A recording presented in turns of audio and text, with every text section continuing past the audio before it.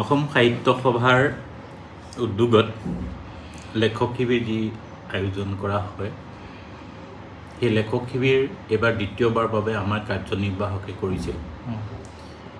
এই অনুষ্ঠানৰ আয়োজনৰ যোগেদি অসমীয়া ভাষা সাহিত্য উত্তৰণৰ বাবে নিজৰ ব্যক্তিগত জীৱনৰ সময়বোৰ সাহিত্য সাধনৰ বাবে যিসকল মানুহে উৎসৰ্গা কৰিছে, সেইসকল মানুহক এটা প্ৰয়োজনীয় স্বীকৃতি তথা এখন নিৰ্ভৰযোগ্য মঞ্চ প্ৰদান কৰিবৰ কাৰণে এই লেখক শিবিৰ আয়োজন কৰা হয়। এই লেখক শিবিৰৰ আয়োজন আগতেও হৈছিল, এইবাৰো আমি কৰিবলৈ যত্ন কৰিছোঁ আমাৰ কাৰ্যনিৰ্বাহকে। আমি কাৰ্যনিৰ্বাহকৰ সিদ্ধান্ত অনুসৰি প্ৰথমখন নগাঁৱত অনুষ্ঠিত কৰাৰ পাছত আমি দ্বিতীয়খন লেখক শিবিৰ গুৱাহাটীত আয়োজন কৰিছোঁ। সচৰাচৰতে আমি লেখক শিবিৰ আয়োজন কৰি সেইসকলক আমি সন্মানিত কৰিছোঁ যিসকলৰ সাহিত্য সাধনাই অসমীয়া সাহিত্যক সমৃদ্ধিশালী কৰিছে। আমি 12খন আলোচনা সত্ৰৰ যোগেদি 36জন আলোচক আৰু 12জন সঞ্চালকক আমি দায়িত্ব ন্যস্ত কৰিছোঁ।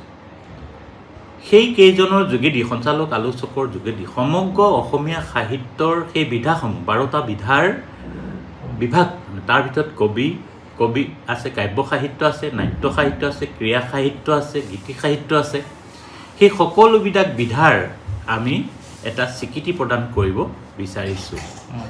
যিবোৰ বিষয়ে আলোচনা হোৱা নাই, যিবোৰ বিধাৰ আলোচনা হোৱা নাই, চৰ্চা হোৱা নাই, সেইবিলাক বিধা আমি পোহৰলৈ উলিয়াই আনিছোঁ। ৰাইজে, জ্ঞান পিপাসু মানুহসকলে কিছু কথা জনা দৰকাৰ আছে যে নাট্য সাহিত্যৰ উত্তৰণৰ কাৰণে অসমীয়া নাট্য সাহিত্য কিদৰে আগুৱাই যাব লাগিব, অসমীয়া সংবাদ সাহিত্য কি ৰূপত আছে, কি জেগাত আছে, সেইটো আমি ওপৰলৈ নিবৰ কাৰণে কি প্ৰচেষ্টা কৰিব লাগিব, এনেধৰণৰ কামবিলাক অসম সাহিত্য সভাই কৰিব বিচাৰে, যাৰ যোগেদি অসম সাহিত্য সভাৰ পবিত্ৰ পতাকাৰ তলত আমি সকলো লেখক সাহিত্যিককে আবদ্ধ কৰি ৰাখিব বিচাৰোঁ। বৃহত্তৰ অসমীয়া জাতি গঠনৰ নিমিত্তে আমি অসম সাহিত্য সভাই দায়বদ্ধতা স্বীকাৰ কৰে।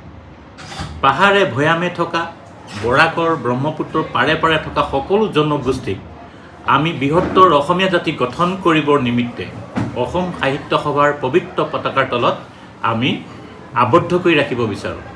আৰু এইটো এটা শক্তি হ'ব, যিটো শক্তিৰ যোগেদি অসমীয়া জাতি শক্তিশালী হ'ব, অসমীয়া সাহিত্য শক্তিশালী হ'ব, অসমীয়া ভাষা সাহিত্য সমৃদ্ধিশালী হ'ব।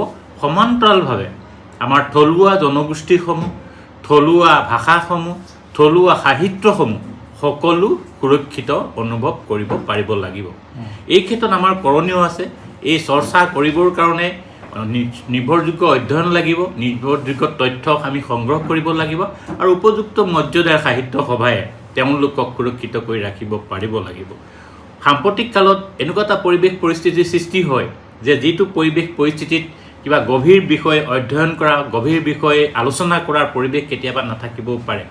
গতিকে তেনেস্থলত সকলো পৰিৱেশ কুলাই, সকলো পৰিৱেশ নিৰ্মাণ কৰি আমি গধুৰ বিষয়সমূহ আলোচনা কৰিবলৈ আমি শিকিব লাগিব, কাৰণ আমাৰ দায়বদ্ধতা আছে। গতিকে আমি আশা কৰিম লেখক শিবিৰৰ পৰা এটা বাৰ্তা আমি দিব বিচাৰোঁ যে সাহিত্য সভাখনত লেখকসকলৰ যি অৱদান, সাহিত্যিকসকলৰ যি অৱদান, তেওঁলোকক কাব্য সাহিত্যতে হওক বা নাট্য সাহিত্যতে যি বিধাতে নাথাকক কিয়, তেওঁলোকৰ সাধনাটোক আমি স্বীকাৰ কৰিব বিচাৰিছোঁ, সন্মানিত কৰিব বিচাৰিছোঁ। মই সকলোকে ধন্যবাদ জ্ঞাপন কৰিছোঁ, যিসকল ব্যক্তিক আমি আলোচনা সত্ৰলৈ নিমন্ত্ৰণ কৰিছোঁ। আমি ফোনযোগে নিমন্ত্ৰণ কৰিলতে ইয়াত আহি গুৱাহাটীত আহি উপস্থিত হৈছোঁ। শদিয়াৰ পৰা ধুবুৰীলৈ 500 মানুহ আহি উপস্থিত হৈছে। আপোনালোকে দেখিছে উদুলি মুদুলি পৰিৱেশ, যে ভগৱতী প্ৰসাদ বৰুৱা ভৱনত আজি যিটো উখল মাখল পৰিৱেশ সৃষ্টি হৈছে, সমগ্ৰ অসমৰ সাহিত্য সাধনা কৰা নপুৰণি সকলো সাহিত্যসেৱী আহি ইয়াত উপস্থিত হৈছে সাহিত্যিকক বিচাৰি।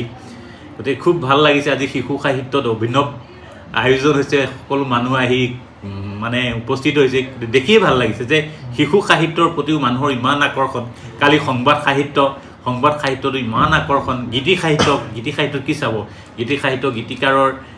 গীতিকাৰসকল যে পাতৰ আঁৰত থাকে সেই কথাবোৰ সুন্দৰকৈ কালি আলোচনা হৈছে খুব ভাল লাগিছে যে গীতিকাৰজনে গীতটো সৃষ্টি কৰে গায়কজনে গীতটো গায় কিন্তু আমি নজনা মানুহবিলাকে কি ভাবোঁ যে গায়কজনেই গীতিকাৰ তেওঁৱেই চাগে গীতটো লিখিছে এনেকুৱা ধৰণৰ ভাৱ আমি নজনা মানুহবিলাকে সেইটোকে ভাবি থাকোঁ কিন্তু কালি আলোচনা পাছত বা পৰৱৰ্তী সময়ত মানুহবিলাকে গম পাইছে যে গীতৰ স্ৰষ্টাজন বেলেগ আৰু গায়কজনো বেলেগ গতিকে সাধাৰণৰ পৰা আমি বেলেগ ধৰণে চিন্তা কৰিব লাগিব আশা কৰিম অসম সাহিত্য সভাই নতুনকৈ চিন্তা কৰিবলৈ আমাক শিকাব দুদিনীয়া কাৰ্যসূচী 23 আৰু 24 মে'ত দুদিনীয়া কাৰ্যসূচী আজি সামৰণি পৰিব আজি সন্ধিয়া 6 বজাত 5:30 বজাত লিখা আছে 6 বজাৰ পৰা আমি আৰম্ভ কৰিম সাংস্কৃতিক সন্ধিয়া অনুষ্ঠিত হ'ব আৰু আমাৰ 5:30 বজাৰ পৰা সামৰণি অনুষ্ঠান আছে ডক্টৰ কুলধৰ শইকীয়া ছাৰ আহিব আৰু আমাৰ পমি বৰুৱা বাইদেউ আহিব উচ্চ শিক্ষা সঞ্চালকালয়ৰ সঞ্চালক তাৰপিছত মিগেন খৰণীয়াকো মাতিছোঁ তেখেতো আহিব